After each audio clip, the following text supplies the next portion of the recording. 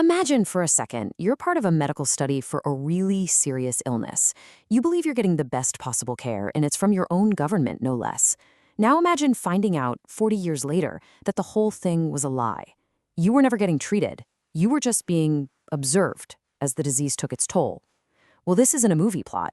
It's the true story of the Tuskegee Study, a really dark chapter in American history where the truth was intentionally buried and the consequences were absolutely devastating. This, right here, this was the bombshell, the opening sentence of an Associated Press story that just rocked the entire nation back in 1972. In one sentence, a secret that had been kept for 4 decades was blown wide open. It immediately set the tone. I mean, this wasn't just a simple mistake. It was a profound betrayal. So, how did this story even come out? Well, it wasn't a leak from the top.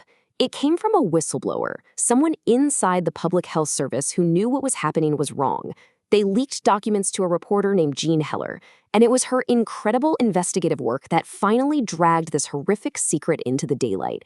And once it was out, people were furious, forcing the government to finally face what it had done. And that leads to the big question, the one that just hangs over this whole story. How on earth was a study this unethical allowed to happen right here in the United States for 40 long years? To even begin to understand that, we have to go all the way back to the beginning.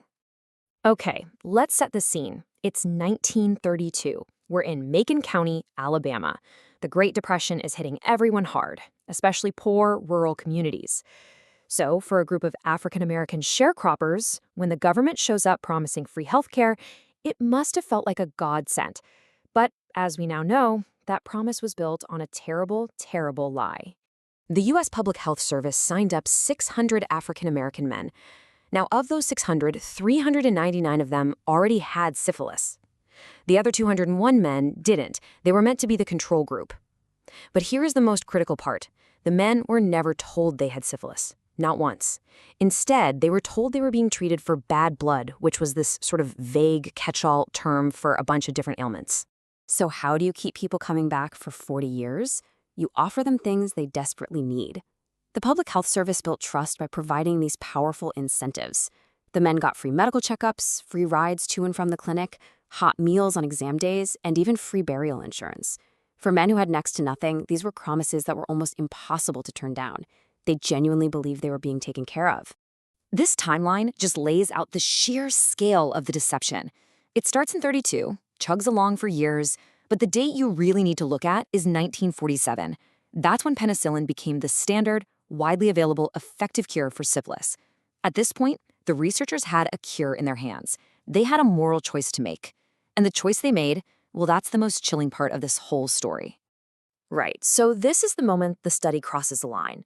It goes from being ethically bankrupt to just actively malicious. A cure existed. A simple shot could have saved these men's lives, but the researchers made a conscious decision to not give it to them. Think about that contrast for a second. On one side, you have this miracle cure, penicillin, that's literally saving millions of people around the world. But on the other side, the officials running the Tuskegee study decided that their data, their experiment, was more important than the lives of these men.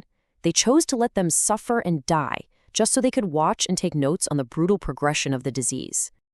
And they went to some pretty extraordinary lengths to keep that cure away. This document here is just incredible. It shows that researchers actually worked with a local draft board during World War II. They gave them a list of the men in the study to make sure that if they were drafted, they wouldn't get the standard treatment for syphilis that all other soldiers received. They actively blocked these men from getting help, even from the U.S. Army. And the human cost of this was just staggering.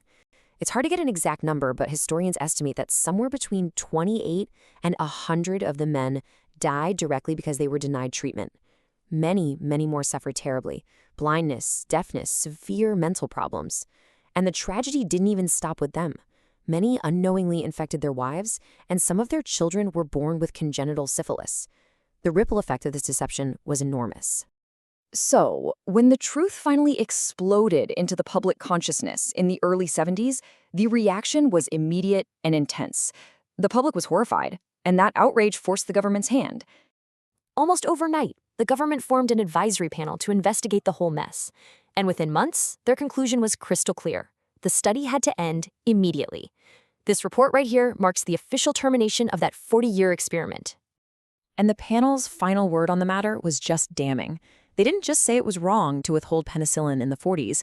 They said the entire study was ethically unjustified from the moment it began in 1932. It was a total condemnation, a formal admission of a massive, decades-long failure.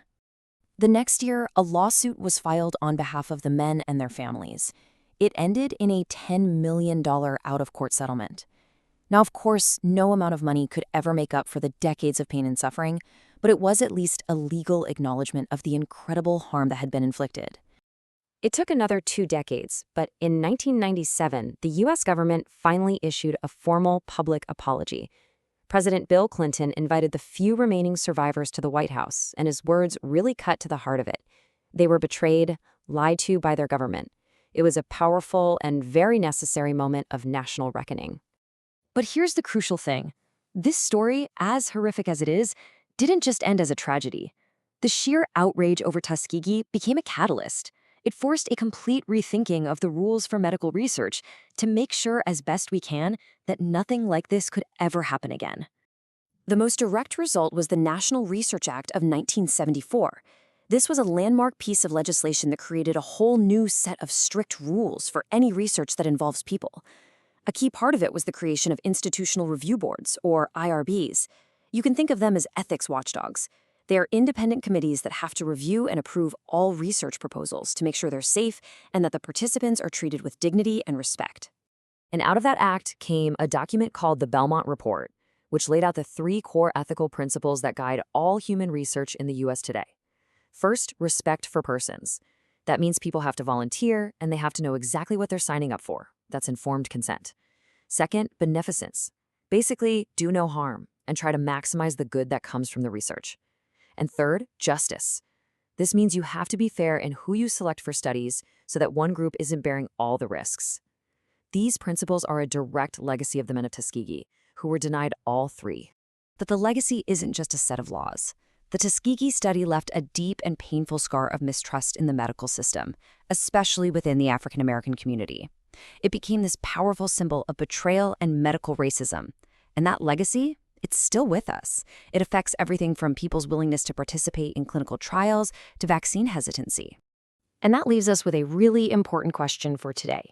The study itself ended half a century ago, but its shadow is long. How does a betrayal this deep continue to shape the relationship between patients and doctors? And what does it teach us about the ongoing struggle for